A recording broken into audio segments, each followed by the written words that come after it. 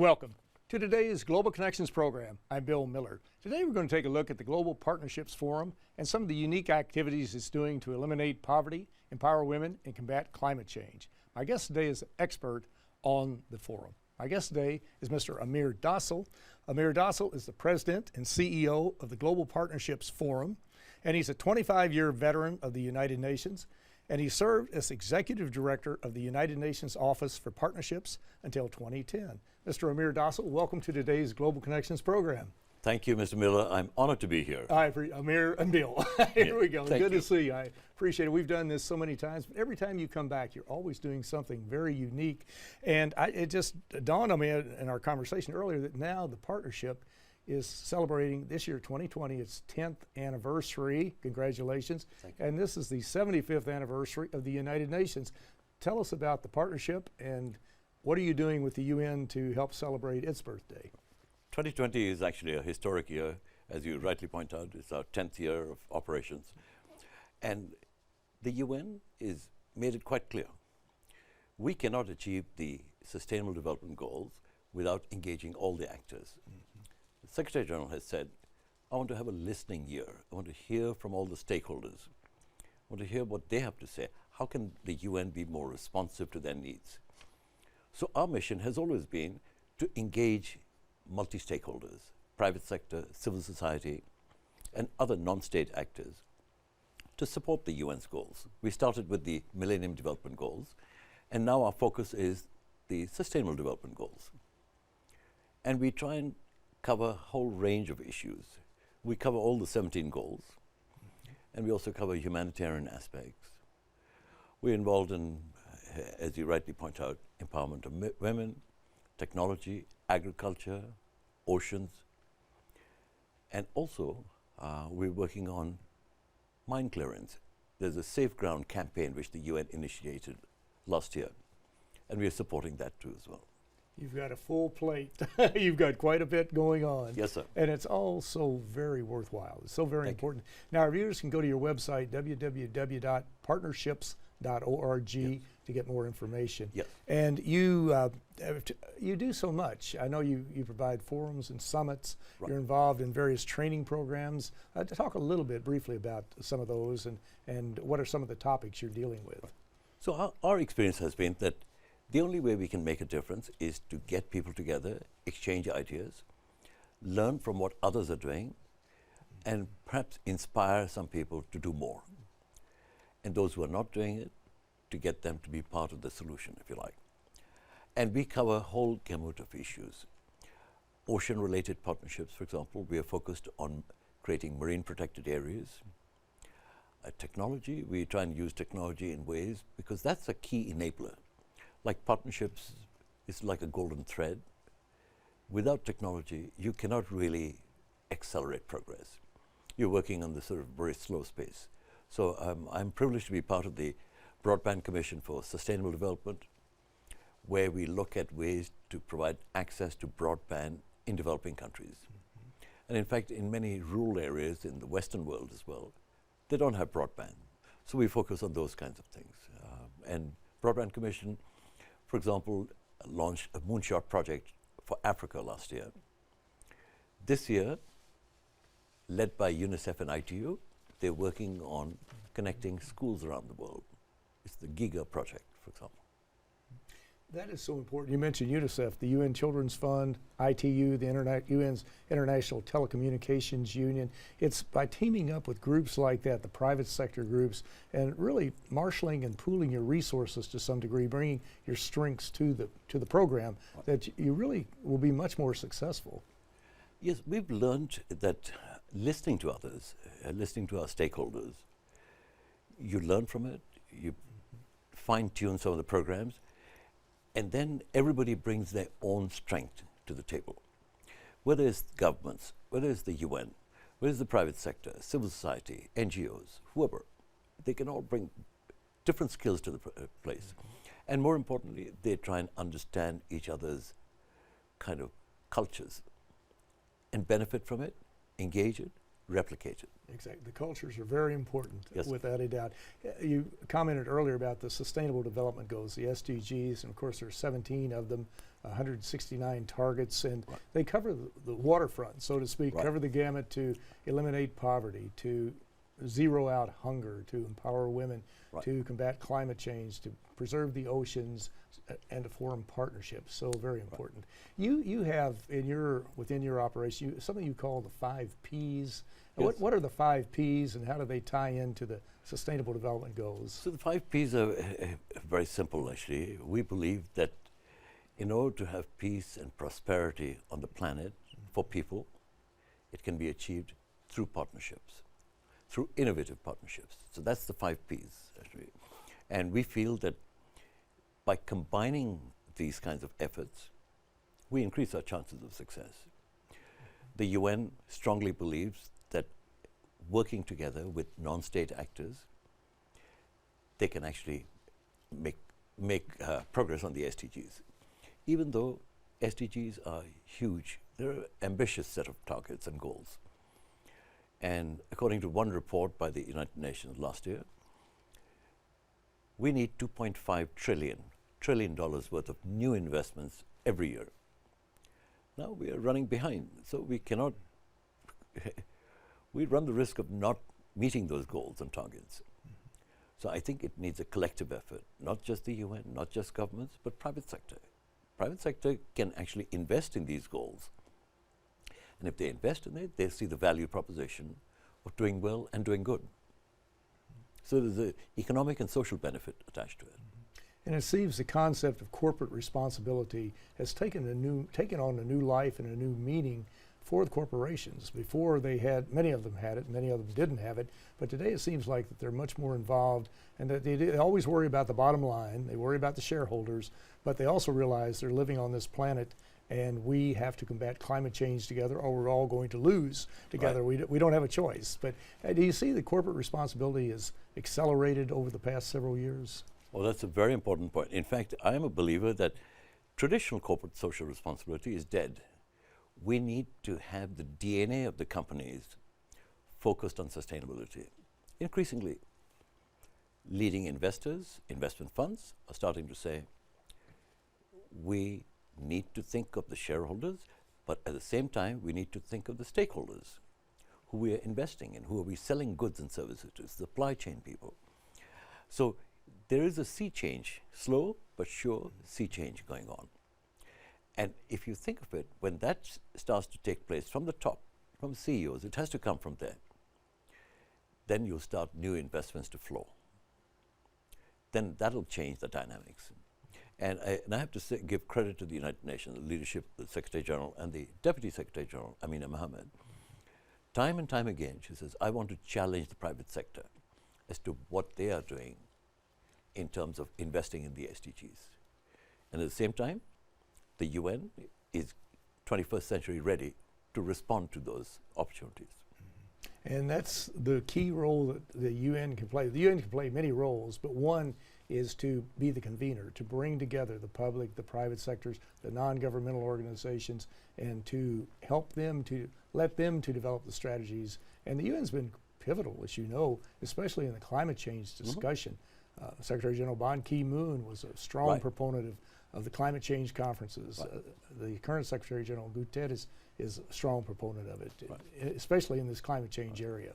And it's very interesting, you talk about climate change, you see the private sector is taking the lead and saying, we'll bring renewable energy into the process.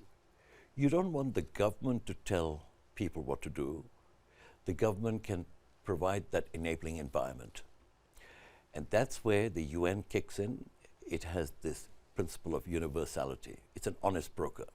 It can guide governments, guide individuals, guide corporations on how they can invest in sustainable livelihoods where they don't disrupt the bottom line, they increase their bottom line by investing in social goods. It's a win-win situation. Yes, sir. Totally a win-win situation, yes. Well, you identified, thank you, several projects that you're involved with, and if we're going to get through them in this very short time frame, I will be very quiet and ask you. But let's just start off with a couple, and we'll just run through them as you would like. One is the IDP Foundation, Inc. What exactly is that? What does it do? So IDP Foundation, it was founded by the Pritzker family, actually, about 15 years ago. And the idea is very simple. They went into Ghana and they said the Ghana school system could benefit with some streamlining of the curriculum, better training methods, parent-teacher associations, having proper dialogues, strengthened curriculum. They worked with the government education services. And they have now developed a very successful model where it works not on the principle of charity, but on the basis of investments. So they invest in the schools, and these are bottom of the ladder schools, where the private schools who struggle. So they provide small grants, small low-cost loans, where the owners can build the school up, provide better training for young people and so on. And over the years, they've progressed substantially, and it serves as a model for other countries as well. And we're very grateful that the IDP Foundation, under Irene Pritzker and Liesl Pritzker, they helped us launch the Global Partnerships Forum in 2010.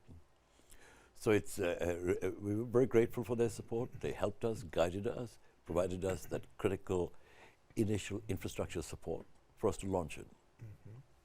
This is their anniversary also. Yes, sir. Their 10th anniversary. Yes, it is. Absolutely. Right. Well, on to another project. The CEO and founder of the Pearl Initiative was on this show, 8-9 years ago, something like that. Yes. What is the Pearl Initiative? So Badr Jaffer, who's the CEO of Crescent Petroleum, is the co-founder of the Pearl Initiative. He and I launched it in September 2010, before we launched the Global Partnerships Forum. And basically, the idea is very simple: to engage private sector in the Gulf region, especially family offices, to try and understand the value proposition.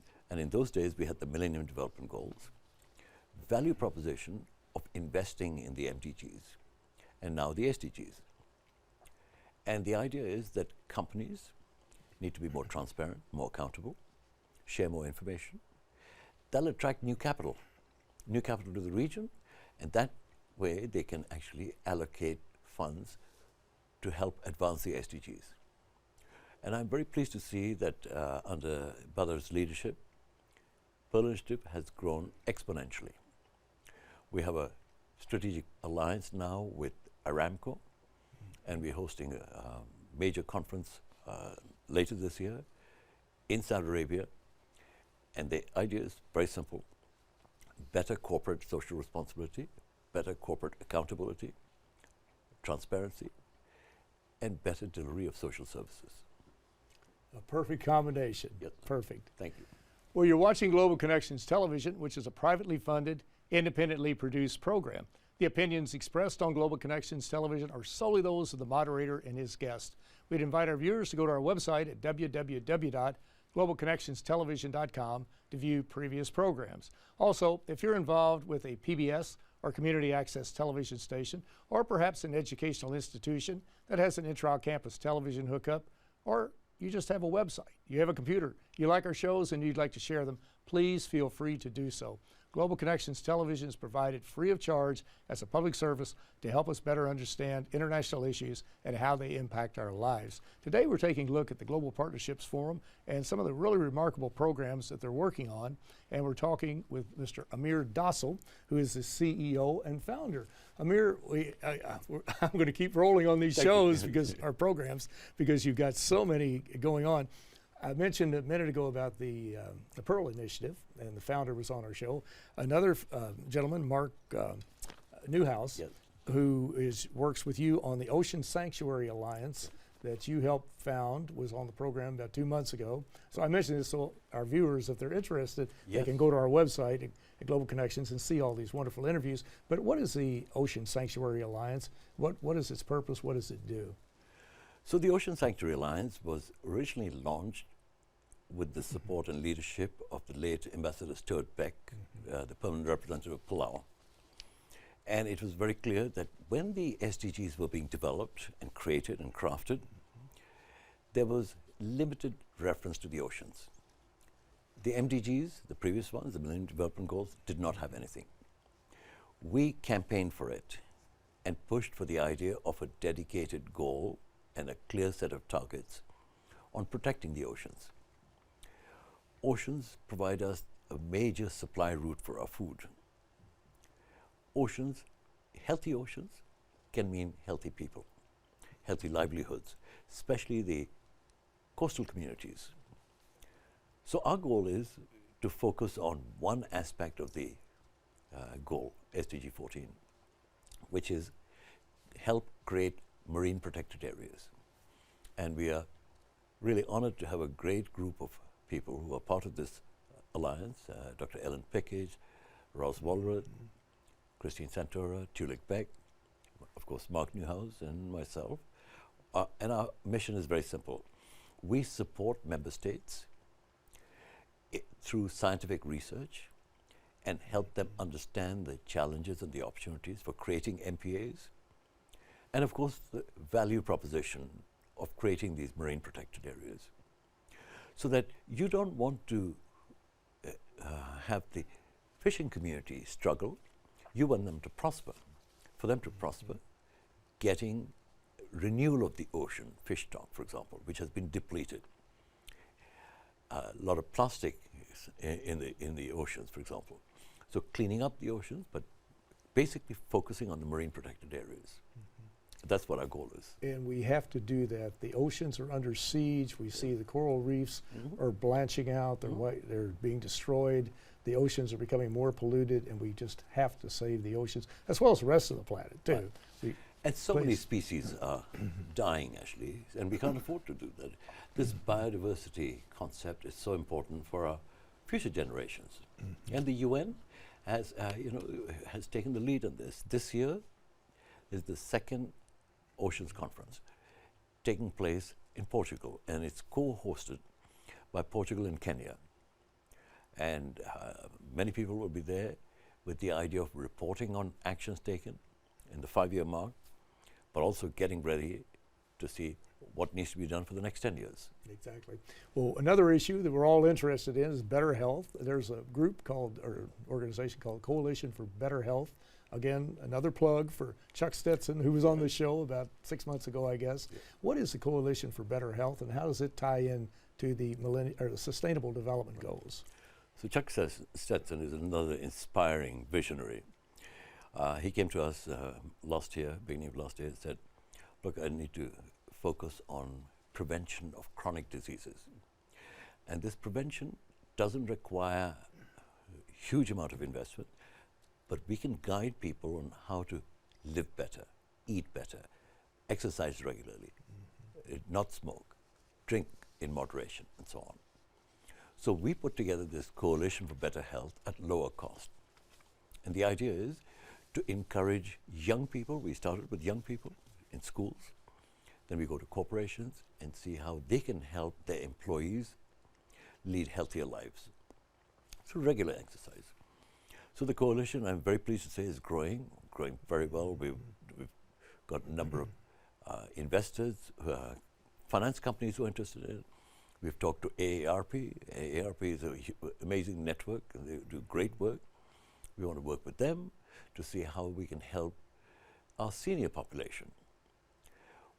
By better exercise, regular exercise, better nutrition, better diets, you can extend the lives of people, and also, more importantly, healthier lives. So we want to address obesity, for example, heart disease, diabetes, and so on. And time after time, research has proven that by prevention, you can do a lot better. We certainly can, and we all need it, and we all want it. Right. And we have to get serious about it. Well, there are so many other technical areas out there. One that we hear about, which is still a little fuzzy for me, but a lot of people understand it very well, such as yourself, this blockchain concept. Are you doing anything in that area? First off, what is blockchain? Right. And secondly, what are you doing? So blockchain is a very new fast emerging technology. It's not complex. If you break it down, it's really a better, more efficient system of accountability, creating a structure of transparency. In the sense that if you want to keep things private, you can keep things private. But once you put something through an organized blockchain system, and there's a series of blocks basically which come together, and those blocks do not change. So blockchain basically offers that transparency, accountability, and efficiency. For example, in the olden days, if you want to send a wire transfer, you'd send a cablegram. The cablegram would go from your bank to the headquarters of your bank, then it'll go to the bank headquarters in another country. The headquarters bank would go to the branch, and then finally it'd come to your account. So the fastest time, you could say 24 hours. With blockchain, it's instantaneous, for example.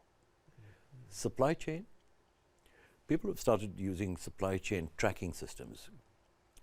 So you can know where a particular product, vegetable, fruit has come from, where your clothes have been manufactured, how it traveled, when it traveled, and how much did it cost, for example.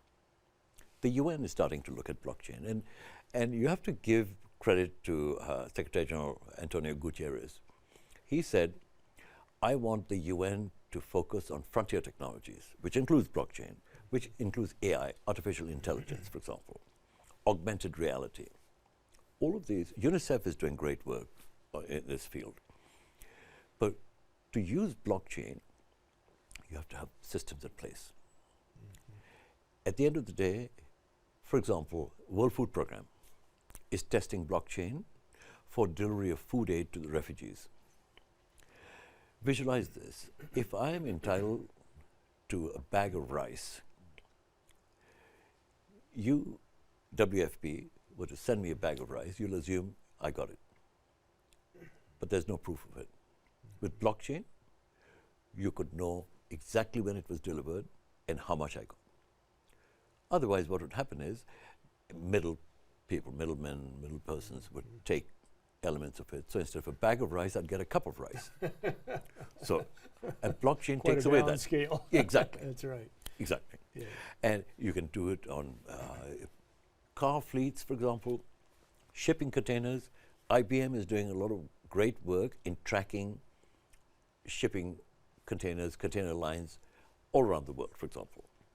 So there are a number of companies, a number of countries who are testing out blockchain technologies. I wouldn't say that it is a panacea for everything, but it's a very strong, powerful enabler. We will not be able to achieve the SDGs at the pace we're going. We need new technologies, rapid movement of those technologies, and those technologies have to be embraced. Mind you, it requires investment, so it'll take a bit of time. And as you mentioned, the Sustainable Development Goals, the SDGs, are on a 15-year continuum that started in 2016, go to 2030, basically. Right. And we're at 2020, 1/3 of the way through. Right. Some are moving forward, some are losing ground, and you're right, we have to move forward. Hardest question, Amir, in the last 35 seconds we have, what do you see as the biggest challenge as we move forward to achieving the Sustainable Development Goals and dealing with the issues that you've so accurately pointed out today? I think the most important thing is for us to engage everybody. The marginalized population does not have an opportunity to have their say. We can prescribe things to them, but we really want them to say what they need and even propose solutions. And our job should be, how can we implement those solutions? And that's where the UN can be a great listening post. And then the UN, as an enabler, can guide non-state actors, citizens around the world to say, here's what we can do to support what your needs are. I just want to say one more thing. Please, sure. That it has been such a privilege being with you on this show. I admire how you engage people to support the UN's agenda and to help for a better humanity. and I am honored to be here, sir. Well, thank you. My pleasure to have you. Always a pleasure. And I learned so much when you're on the set. And it is a group effort. We have to work together on this. And it's not one country, one region, one group of people can solve it. It's absolutely impossible. We have to work together. And the Global Partnerships Forum, under your leadership, has certainly done a great job in mobilizing so many resources and bringing them together and coming up with innovative ideas and putting them out there into the public arena and talking with people about them and to get them excited about doing these projects. But Amir Dossal, I want to thank you so very much for a very interesting and a very informative program. Thank you. Thank you. I'm Bill Miller. Thank you for joining us today on Global Connections Television.